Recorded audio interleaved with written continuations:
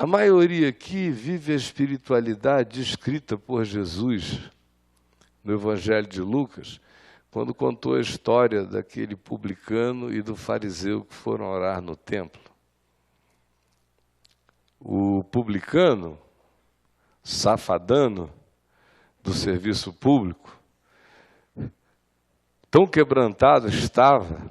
O fato é que o homem subiu ao templo arrebentado. E ele só batia no peito e dizia: oh, Deus, tem misericórdia de mim, pecador, não mereço nada, mas me salva. E do lado dele estava ali um crentaço, aquele bicho com aquela fama de íntegro, cheio de teologia e de doutrina na cabeça, orando a si mesmo, é o que Jesus diz. Falando consigo mesmo, de si para si, é o que Jesus diz. Falando com Deus de si para si. A esquizofrenia é a primeira coisa que se estabelece nessa hora. A banda direita fala com a esquerda e vice-versa. E a gente atribui a uma banda da gente um lugar onipotente, onisciente, onipresente. E o coroamos e o chamamos de Deus. Aí esse outro lado, que é agente reforçado, fala para a gente duvidoso o que a gente mesmo quer ouvir de nós mesmos para nós próprios. Aí a gente vai.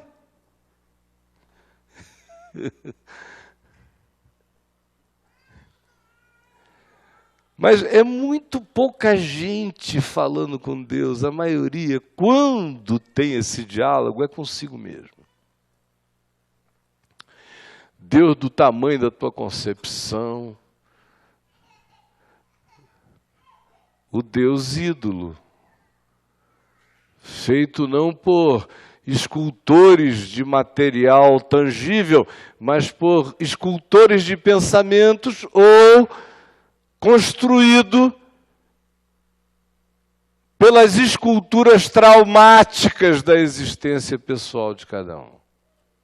Aí, não pode ser uma coisa boa sendo assim, vocês não concordam? Que tem tudo para ser uma miséria, para deixar o cara mais confuso do que nunca. Porque pelo menos quando você não transforma um lado seu em Deus, para dizer coisas que você quer ouvir ou não quer ouvir, como se fosse Deus, quando o cara não faz isso, ele tem mais saúde mental, pode ter certeza absoluta. Um sujeito que diz: não, não tem Deus não, eu é que tenho que pensar e pensar certo, e resolver essa história, porque quem vai viver com as consequências sou eu. Esse cara está numa melhor situação, muito melhor. Tem gente que chega para mim me pedindo perdão por ser ateia. Eles me respeitam, me querem bem, acham que eu sou um ente pensante. Aí viram para mim toda hora, quase toda semana, tem 2, 3 ateus que encontram comigo na rua. Ai, eu adoro o Senhor, eu ouço, ai meu Deus, eu não durmo sem te ouvir. Agora me perdoa, eu sou ateu. Aí eu digo: então aleluia, meu irmão. Queria que o mundo inteiro mergulhasse no teu ateísmo. Que coisa linda que está acontecendo contigo. Que Deus abençoe o seu ateísmo. Quanto mais ateu você ficar, mais chance de encontrar a Deus você terá. Fica firme no caminho, é Ele que está te conduzindo. Tem uns que vão embora assim, sem entender nada. Eu digo: não, eu falei o que eu te falei, é isso mesmo, pode ir. O caminho mais curto para Deus é o não Deus. Porque esse monte de deuses, meu Deus, são o diabo. Chega simples que você o encontre. Não o construa, porque você nunca o achará. O que eu estou dizendo aqui, como eu disse, é o que a Escritura diz, e mais precisamente, é o que Jesus afirmou de maneira peremptória. Deus será para você o que você quis que Deus fosse para você. E você vai ter que viver com as consequências do não Deus em você.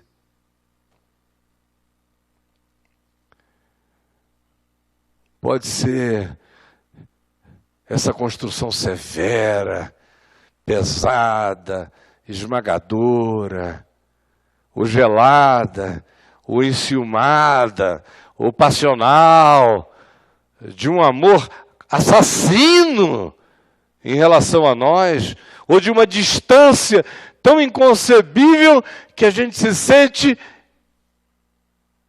indetectável para ele, a semelhança de como seus pais foram para com você.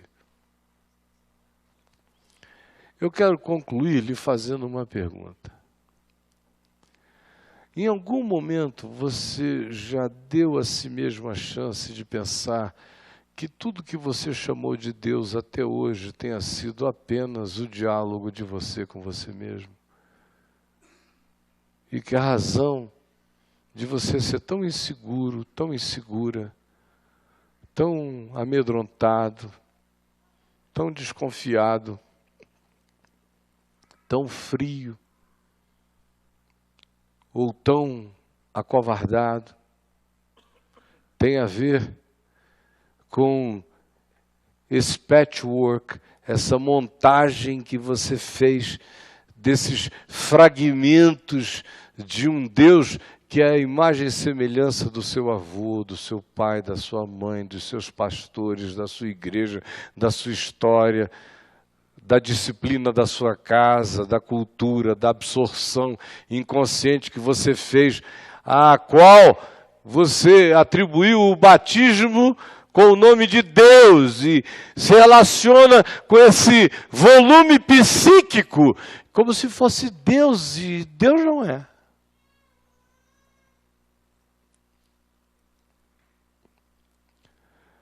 Ainda dá tempo de cada um de nós nos convertermos a Jesus. Ainda dá. Ainda dá tempo de esquecer todas essas revistinhas de escola dominical, esses livros evangélicos. Quando eu vejo vocês com esses livros na mão, me arrepio. Digo, ai meu Deus, tem outro Deus doido sendo plantado na cabeça desse povo. Pastor, o senhor já leu? Eu digo, Deus me livre. Eu posso ler essa bosta. Agora, você, infelizmente, não tem cabeça nem para ler bula de remédio, quanto mais para ler uma porcaria dessa, em nome de Deus, que vai te fazer um mal danado. E o cara ainda sai dali achando que porque está impresso, Deus falou. Rapaz, Deus é absolutamente dependente da impressora. Se imprimir, Deus fala. Se não imprimir, não. Aí fica essa construção louca. E no fim, as pessoas querem o resultado. Querem ter paz sem perdoar. Querem o resultado da sabedoria vivendo uma vida insensata. Querem serenidade de coração, alimentando as pulsões da ansiedade o tempo todo. Querem a liberdade dos desapegados, enquanto brigam visceralmente pelas mesquinharias do cotidiano. Querem viver em paz para aprender a partir e morrer em paz, enquanto a existência delas não admite a facilitação da vida do outro no seu caminho e no nosso caminho, enquanto a gente frequentemente existe para o molestamento mútuo e queremos que a existência nos conduza a um lugar onde o viver foi pacificação e o partir é a entronização em glória. Não será possível. Não acontecerá. São pessoas que toda vez que perdem, perdem. Que toda vez que ganham, ficam arrogantes. São pessoas que, quando são amadas por gente com a qual elas simpatizam muito, elas amam de volta. Mas que, se não forem devidamente tratadas por pessoas que não as tratem devidamente, odiarão ou amargurar-se-ão para sempre. E depois querem que o amor de Deus, o nosso Pai, a graça de nosso Senhor Jesus Cristo e o poder do Espírito Santo sejam com todos vós. Amém. Mentira. Nunca será. Sem evangelho não há fruto de vida. E eu só de fato me relaciono com Deus em Cristo.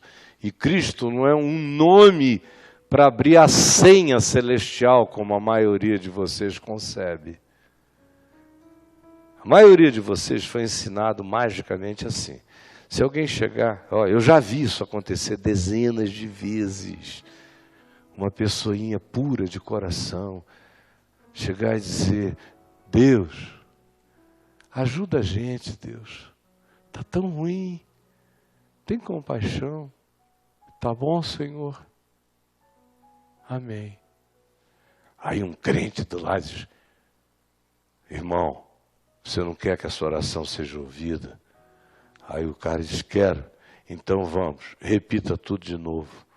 Aí ele repete. E agora diga: em nome de Jesus. Porque é uma senha de Alibabá para abrir a porta. Abre-te, Sésamo. É uma magia, você entendeu? É como se fecha o despacho. É como se arreia a oferenda. É com essa magia.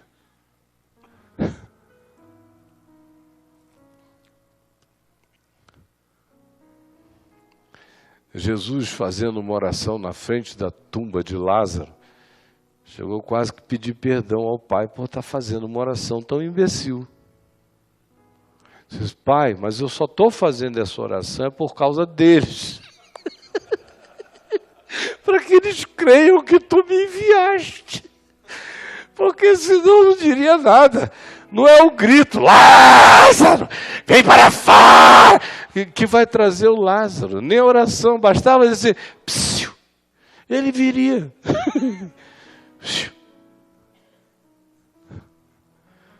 Mas não, a magia do nosso paganismo é diabólica, cara. Jesus não é um nome, é uma pessoa com caráter. Eu só sei quem é Deus em Cristo. Deus me está inacessível, indisponível, inalcançável. Acerca dele se diz que olhos nunca viram, que nunca foi nem será acessível. Você termina a Bíblia no Apocalipse e Deus está invisível. O tempo todo.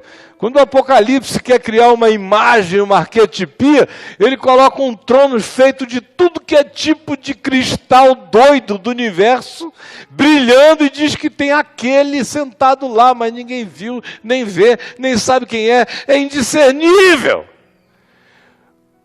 Foi o Deus unigênito que está no seio do Pai quem o revelou. E eu sou só um humano, como humano me foi dado conhecer quem é Deus através de Jesus. E eu não estou falando de um nome, eu estou falando de uma pessoa que, como eu disse domingo passado, só será conhecida conhecendo-se. palavra, praticando o ensino. É para perdoar, eu perdoo. É para amar o inimigo, eu amo. É para não resistir o perverso, deixa ele para lá. É para adiantar o lado dele para ele sair logo, a gente ajuda. Mas vamos em frente. É para não jogar pérolas aos porcos, eu não jogo. É para não julgar para eu não ser julgado, eu não julgo. É para não botar no inferno, para ir para lá não ir, eu não ponho. Eu ando conforme ele ensinou. É caminho, é verdade, que produz vida. Se não for assim, você está perdendo todo o seu tempo. E eu aconselho você a não perdê-lo mais assim. Por isso, meus amigos, vocês vão ter que voltar à leitura do Evangelho de carreirinha, meditar na palavra, assimilar, guardar e praticar. Dar razão a Deus e praticar. Dar razão a Deus e praticar. Aí você vai ver, conforme eu disse domingo passado, em João, no capítulo 7, no verso 14, se alguém quiser saber se a minha palavra é verdade, pratique-a, porque ela não será conhecida como verdade do ponto de vista da elucubração nem da conceitualização. Ela só se manifesta como verdade sendo praticada. Aí você vê que ela é verdade. Aí você vai aprender a falar com o Pai, não com o outro lado de ti, nem com o teu capricho luminoso, nem com a dimensão que você sacralizou para ser o oráculo da tua conveniência. É seguindo simples o Evangelho. É caminho, é verdade e é vida. E tem que dar o fruto prometido, senão é mentira. Vocês se acostumaram demais a um evangelho que faz promessas e não dá o fruto. É porque não é verdade. Quando é verdade, tudo vira fruto. Em nome de Jesus. Vamos ficar em pé.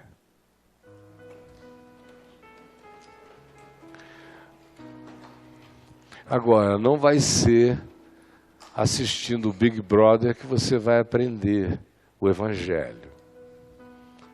A gente vai ter que voltar para o caminho simples. Se viesse um arroxo miserável aqui sobre nós, todo mundo ia se converter rapidinho. Se amanhã ninguém pudesse mais sair na rua, quem quer que tivesse o mínimo dessa convicção fosse perseguido. Tinha um bocado de gente aqui que ia até virar perseguidor dos outros. Mas um bocado de gente iria conhecer a verdade rapidinho.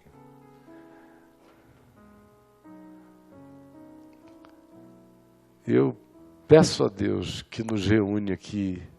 Pensem bem nisso. Não tem um PowerPoint ali, não tem um holograma, não tem coisa nenhuma, não tem nenhuma magia prometida, mas nós estamos aqui. Por quê? Por quê? Porque o coração quer. O coração quer vida. O coração quer paz. O coração já quer ser possuído pela vida eterna e viver a segurança dessa verdade. Agora, para que isso seja possível, você tem que botar o pé no caminho, andar na verdade, para poder comer vida. Do contrário, nada vai te acontecer. Vamos pegar nas mãos uns dos outros rapidamente. Carinhozinho gostoso.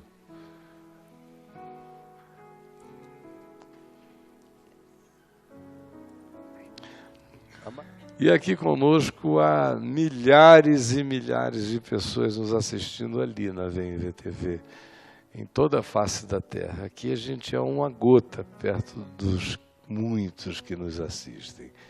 E todos nós juntos vamos nos unir orando, pedindo ao Senhor que essa palavra tenha sido entendida e tenha chegado com aquela vontade de ser praticada. Hoje, quando você chegar em casa, leia Isaías no capítulo 40. Isaías no capítulo 40 começa dizendo: consolai, consolai o meu povo, por causa da angústia, da culpa do povo. E termina com aquela palavra que diz: eu vou levá-los no meu colinho como ovelhinhas. Aí então inicia uma outra sequência que é: olha para cima, olha para o alto, vê o universo, veja as estrelas, veja as grandezas, veja a imensidão.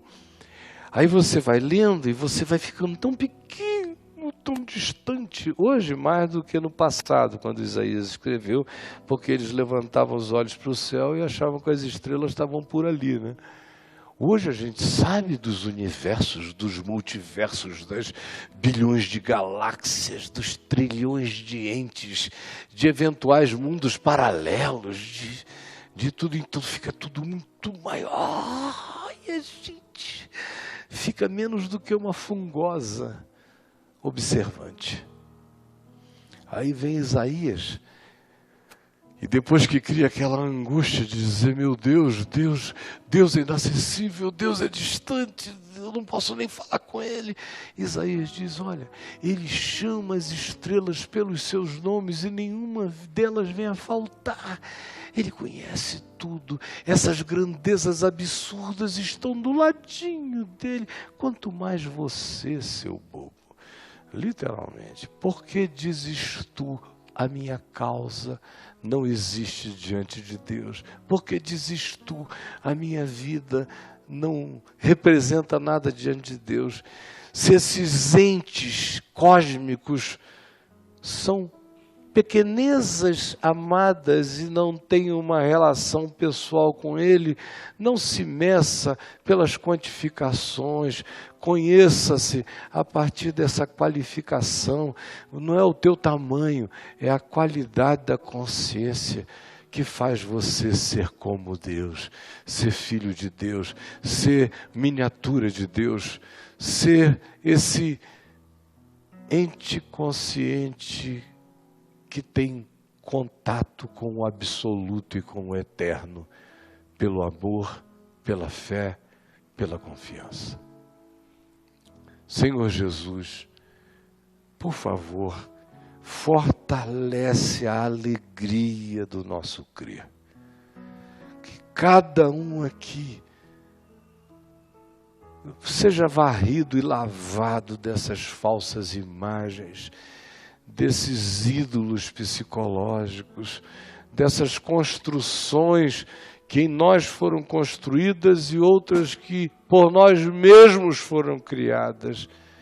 Por favor, salva-nos do Deus da nossa imaginação, do Deus do nosso trauma, do Deus da nossa mediocridade, do Deus feito à imagem e semelhança da nossa culpa. Salva-nos disto que não é Deus.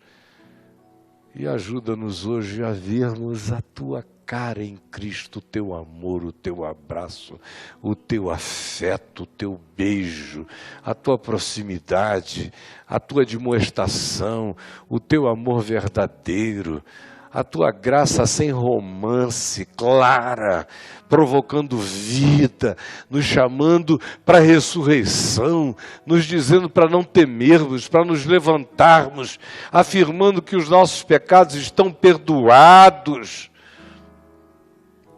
e que existe vida para quem crê. Existe vida para quem crê. Por favor, realiza isto em nós.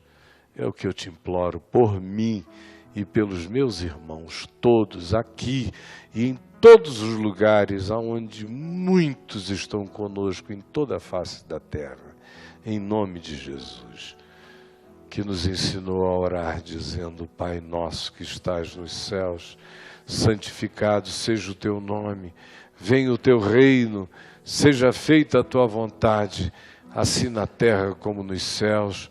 O pão nosso de cada dia nos dá hoje. Perdoa as nossas dívidas, assim como nós perdoamos os nossos devedores. Não nos deixes cair em tentação, mas livra-nos do mal, pois teu é o reino, o poder e a glória para sempre. Amém e amém. Amém.